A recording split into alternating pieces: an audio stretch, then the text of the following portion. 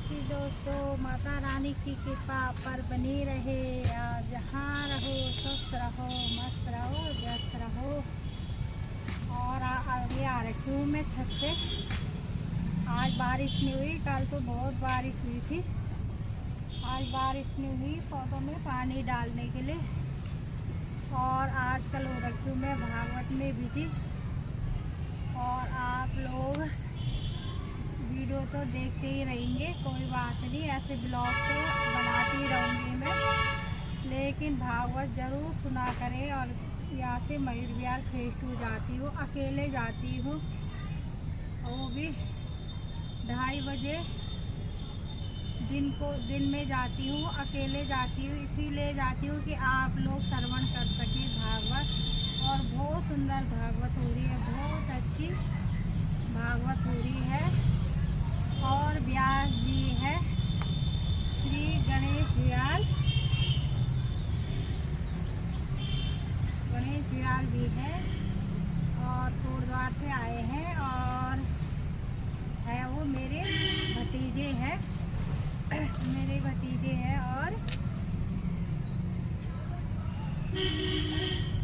और वो जो भागवत हो रही है वो मेरी ससुराल पक्ष से है, जो हमारी फूफे सासू बोलते हैं ना, उनकी बेटी करवा रही है, हमारी जड़ ससुर जी दीदी।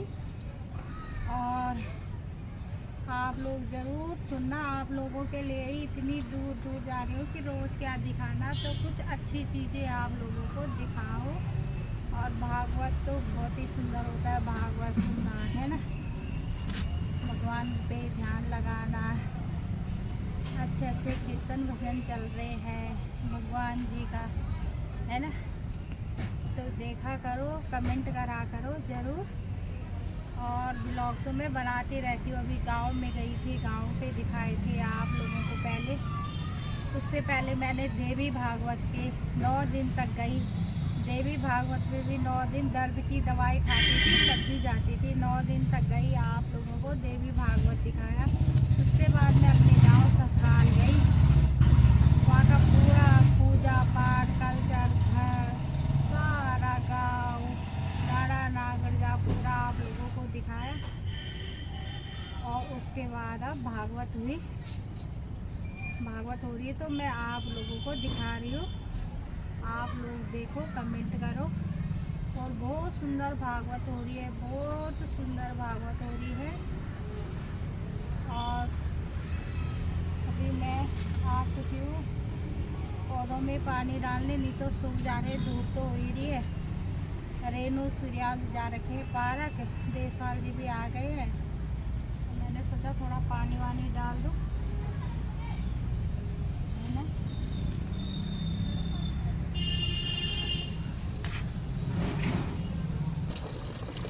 और मौसम की बात करें तो मौसम तो अच्छा ही हो रखा है। आसमान में भी बादल हो रहे हैं, शायद बारिश आएगी और आनी भी चाहिए, नहीं तो हम दिल्ली वाले तो भाई गर्मी से बुरा हाल हो जाता है। बैक कैमरे से दिखाती हूँ आप लोगों को। मौसम बहुत सुंदर हो रखा है गजब का। और ये रे दिखाती हूँ आप लोगों को, ये रे मेरे पौधे। ये टमाटर कल ले गई थी मैं आधा किलो टमाटर तोड़ के, अभी भी हो रही है। ग्रांति लाना भूल गई, नहीं तो मैंने ये काट नहीं थी आज। ये करखले उरखले भी हो रखे। इस पे सीताफल तो लग नहीं रहा है, पता नहीं क्यों नहीं लग रहा है सीताफल, ऐसे ही बेल हो रही है। ये टमाटर हो रहे हैं इसमें, तो बाप रे, दिख रहे कि बड़े बड़े टमाटर हो रखे हैं इसमें, नीचे दिख नहीं रहे होंगे, बड़े बड़े टमाटर दिख रहे हैं, बीज अभी हरे हैं। ये सूख गया था परसों इधर। अब रेनू भी, मैं भागवत में जा रही हूँ, रेनू भी अब घर का काम छोटे को देखना। ये सूख गया देखो, लेकिन आगे हरा है। और मैंने सोचा था सीताफल लगेगा, लेकिन नहीं लग रहा है। और ये सौंफ भी हो चुकी है, फूल हो चुके हैं। ये करेले की बेल भी 3-4 करेले तो इस पे से हमने खाए, अभी नहीं लगे हैं इस पे करेले। और ये मैं पानी भर रही हूँ।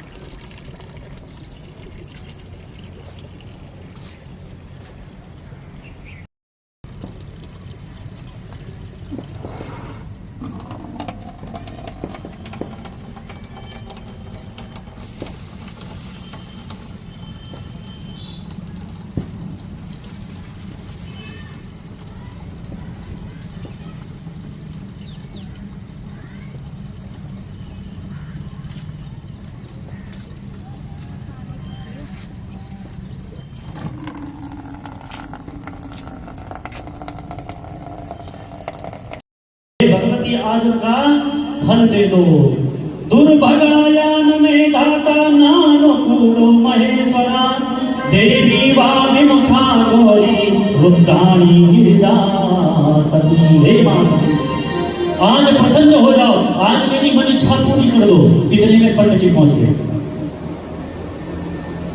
पंडित जी से मां भगवती बोले, हाँ कुछ खबर लाए?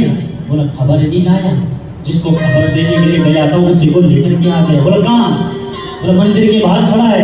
और अब तो पंडित जी को दी मैया ने दक्षिणा, तुरंत 16 श्रृंगार किए और तुरंत पहुंच गई गिरिजा मंदिर। जैसे अंदर गई, मां भगवती से प्रार्थना करी है रुक्मणी मैया, हे मां भगवती नमस्ते त्वाम्बिके स्वसंतानयुतां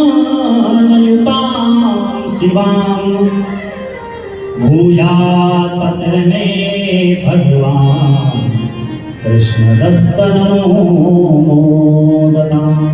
हे मां भगवती, मेरे को कृष्ण ही पति रूप में प्राप्त हो, मेरे को ऐसा आशीर्वाद दे।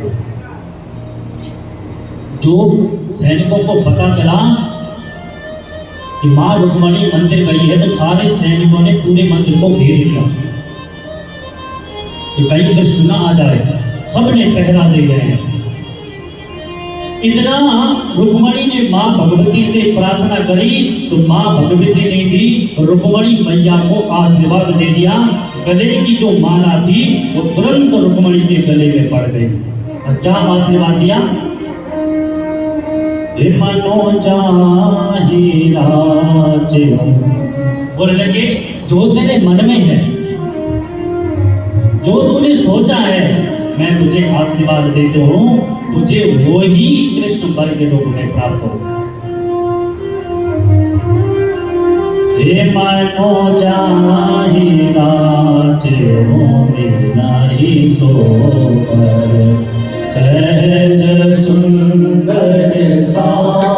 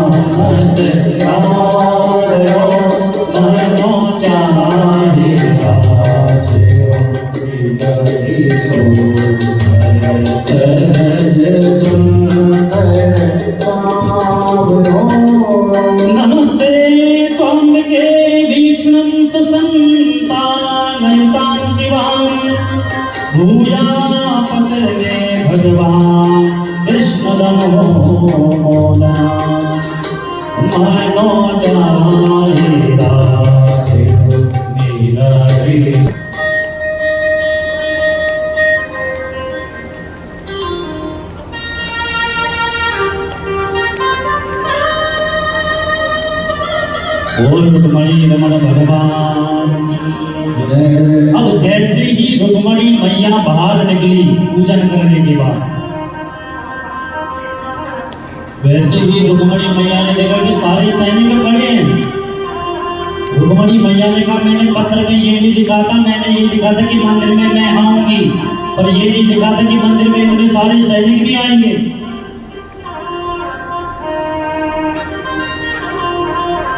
घबरा गई रुक्मणी मैया, इधर उधर देख रही है, लेकिन सैनिक जैसे ही माँ भगवती को देखते हैं तो एक टक देखते ही मोहित हो जाते हैं। बोलते वाह, कितने लंबे लंबे बाल हैं, कितनी बढ़िया चाल है, ऐसी वर्णन करने लग जाते हैं माँ के स्वरूप का।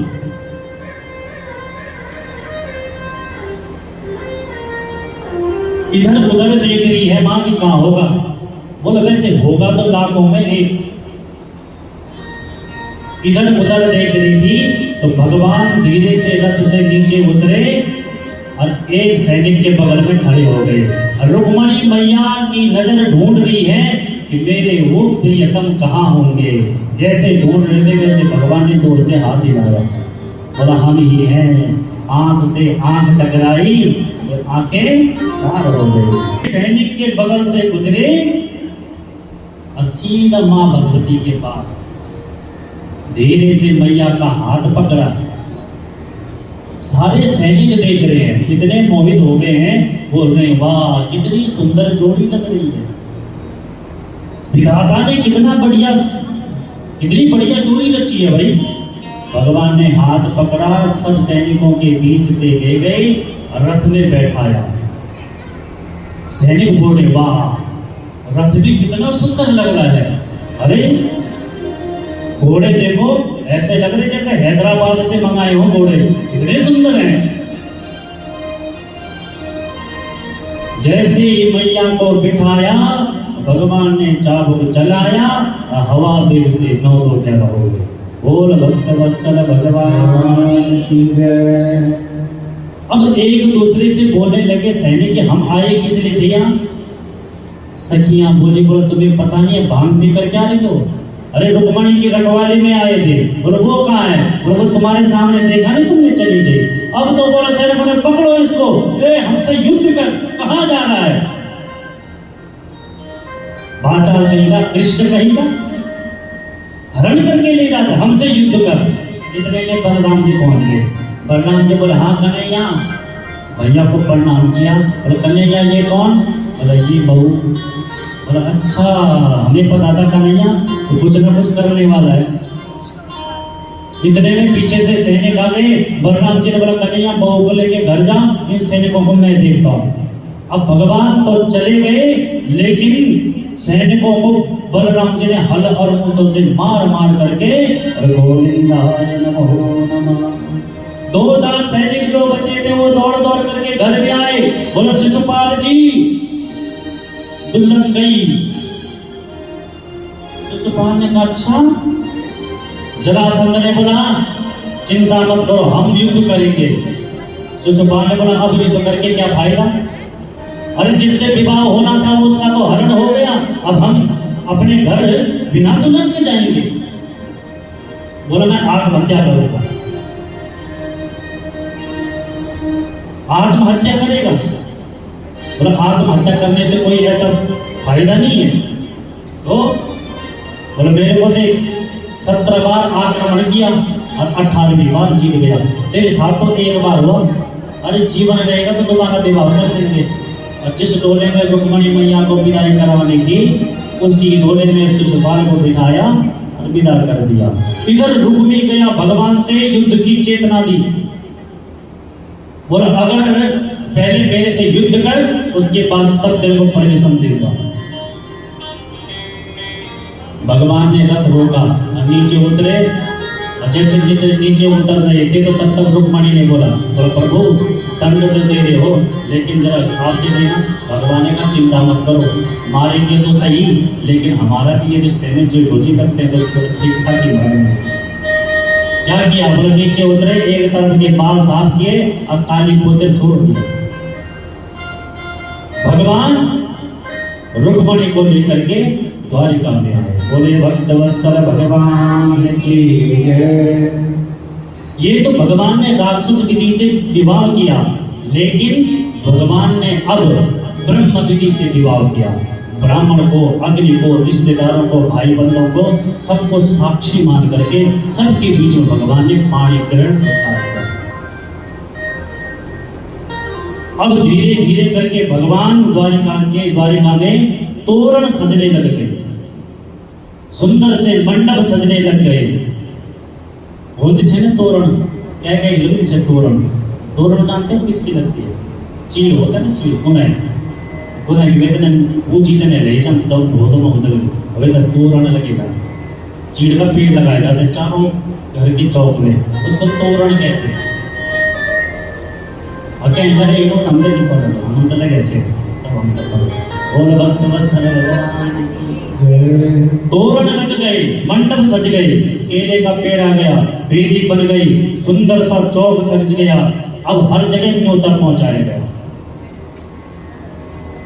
पहले किसको पहुंचाया? ब्रह्मा जी। ब्रह्मा कौन? ब्राह्मण देवता। उसके बाद बोलो जो दिशा ध्यानी थी सबको निमंत्रण दिया गया, देवताओं को निमंत्रण दिया गया। विवाह की तैयारी होने लग गई। पहली न्योती